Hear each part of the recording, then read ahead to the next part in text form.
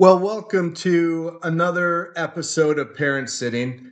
Initially, I was planning to make this episode about the experience of moving my parents out of their house last summer, but some recent events made me change my focus for at least this episode.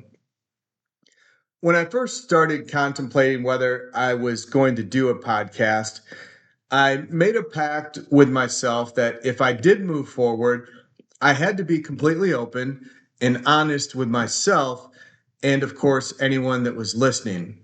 That meant I had to tell my experiences, but more importantly, share my true feelings and emotions as I'm experiencing them. Which, of course, as most guys can understand, that's not exactly how we're wired. So, in these next couple of episodes of Parent Sitting, I'm going to share some things that I really haven't shared with many people, or in some cases, really anyone at all. I decided I wanted to make the subject matter something that I'm assuming everyone who has experienced a parent or loved one battling dementia, Alzheimer's, cancer, or any other life altering ailment or disease has had these exact same thoughts. And that is wondering to yourself or aloud, is this my future? Right? Is what I'm seeing in my parents or family members, is this going to be my life? Is this what I'm going to go through and experience? So, in case this is your first episode of listening to Parent Sitting, let me kind of set the stage quickly. Again, I have two parents, both with dementia and both battling two different types of cancer. My dad also has a heart issue and had a pacemaker inserted a little over a year ago. So last month, I was visiting my parents around the holidays in December, and I noticed one morning that my dad had a tremendous amount of swelling in his lower right leg and his foot, and a small amount of swelling on his left side. I had talked to the doctors about it, took some pictures. They sent him in for an ultrasound, and fortunately, there was no blood clotting, just some fluid. Um, the doctors obviously were just concerned that maybe there were some blood clots in his legs. Well, fast forward to last week. My mom mentioned the swelling had gotten worse, and when the caretaker, the lady who looks after them and helps drive them around, saw his legs, she texted me pictures of the swelling, which was now twice the size as it was just a month ago. Long story short, he ends up spending 3 nights in the hospital with congestive heart failure. He's put on 7 new medications. The swelling subsides and he goes home. So each of those 3 nights, I would call and sit and talk with my mom because now she's, in this apartment, this new place that they're living. For the first time, she's alone there in this new space. So she's scared, she's confused. Dementia has her not exactly sure what's going on with my dad. And obviously kind of wondering how long he was going to be there, even though we repeatedly explained to her that, it's probably going to be a short time. So each night I'm talking to her and I assured her that things are going to be okay. Tried to get her just to kind of be calm and rest and let her know that she'd be going back to the hospital, the next day to spend time with my dad. And just to sidetrack a little bit, and I'm not sure I can articulate this very well off the top of my head, but there is a big difference that I've noticed, at least from my own experience when dealing with cancer or other diseases as opposed to dementia. When it comes to the other issues that do not have any cognitive impairment, the process in terms of how you deal with it with your parents is very different, right?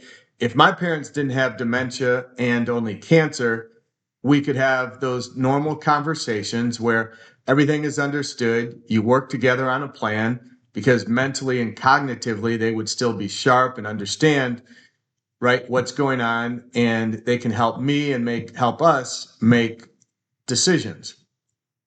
They could still grasp what is going on, what treatments they want, and even do simple things like make their own appointments, right? And get to those appointments on their own. All the things that a person or people with dementia cannot do. So dementia is kind of that black hole that they fall deeper into over time. They can't grasp or process what's happening, and for the most part, can't participate in what courses of action should or need to be taken. And that's what makes it sad because as caretakers, we know they've lost that control of their mind's ability to truly understand and grasp the gravity of their own current state. And as I witnessed this in front of me, I'm not sure there's anything more devastating than the loss of a person's mind and ability to process information. And I don't mean that to diminish any other diseases, but when a person's mind is gone, as we all know that are dealing with this, it completely changes everything in front of us. So let's go back to the day my dad was discharged from the hospital. I received a phone call from the assistant of his oncologist, and obviously completely different related doctors. But I just happened to get a call from the oncologist who had dealt with some of his cancer issues. They had recently ordered some genetic testing on my dad. And within seconds of my answering the phone, I was informed that my dad has what's called a BRCA2 gene mutation. Clearly, I had no idea what this was, but it was explained to me that this gene, when operating properly, is a tumor suppressor that helps repair damaged DNA, preventing uncontrolled cell growth that leads to cancer. But mutations prevent these genes from doing their job, allowing damaged cells to grow and raise the risk of cancer. It was articulated to me that because it's genetic, there is a likelihood that my brother and I could very well have this same BRCA2 gene mutation, and that we need to be aware of this and make sure we notify our doctors and get screening and get some other things that honestly kind of went right out of my head. And actually, since that time, I was called, and I guess, and again, I always want to be careful about when I talk about medical type things since I have no expertise in this, but I was made aware that they're going to do another test on my dad soon, and they can actually tell if that gene is hereditary. And if it is, I would then have to get tested to see if I have it. And I assume if he does, then perhaps I have that BRCA2 gene as well. So I remember hanging up and thinking to myself, shit, is this my future? Um, am I going to be going down this road? The possibility of dementia, cancer, and maybe finding out I have this gene mutation. As you can imagine, I felt this numbness all day, and I didn't really talk about it. It's just something that kind of stuck in my head.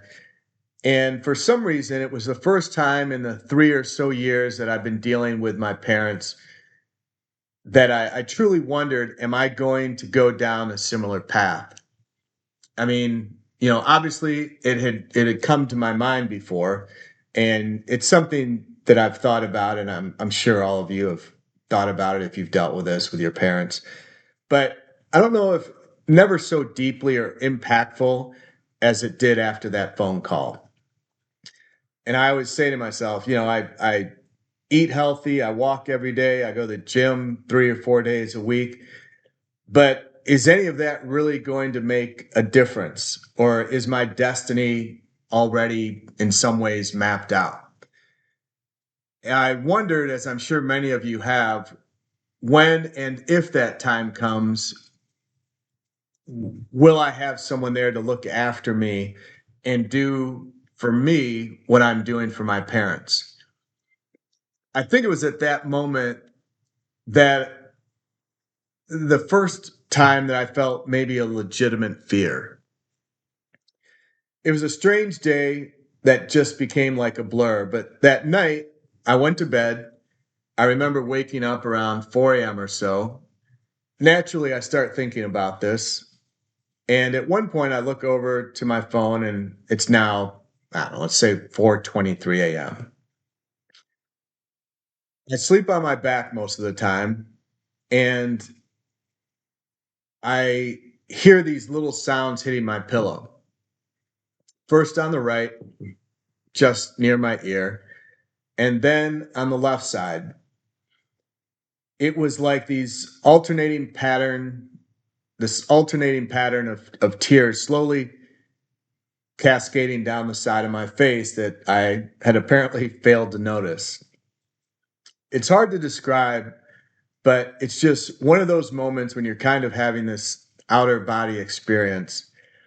And it's hard to explain the feeling, but I've always had this ability to focus only on the things that I can control for the most part. But for some reason, this was different. You know, when you witness firsthand what dementia can do to someone, it's incredibly frightening to wonder if you may be next in line, especially when I think you feel you have so much life left in front of you. I assume this is a common feeling for those of us that see it in our parents or loved ones. But the thought of me being in that position is numbing, to say the least. Ironically, that morning when I finally got out of bed, I had to attend a funeral for the father of one of my college football teammates. It was an 11 a.m. funeral, and like most of us, there are no good feelings about attending a funeral.